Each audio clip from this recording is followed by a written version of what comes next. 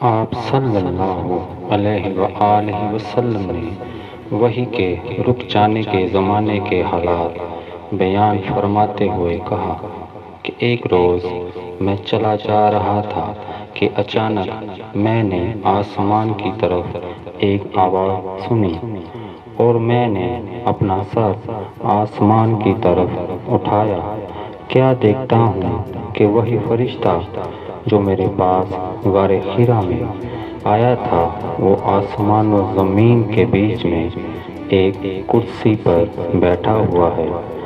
میں اس سے ڈر گیا اور گھر آنے پر میں نے پھر کمبل اوڑھنے کی خواہش ظاہر کی۔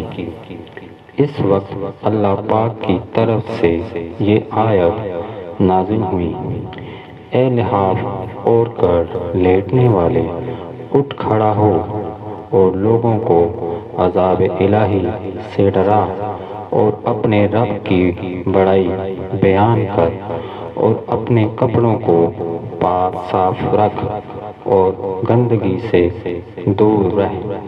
اس کے بعد وحی تیزی کے ساتھ پے در پہ آنے لگی۔ صحیح بخاری حدیث نمبر 4۔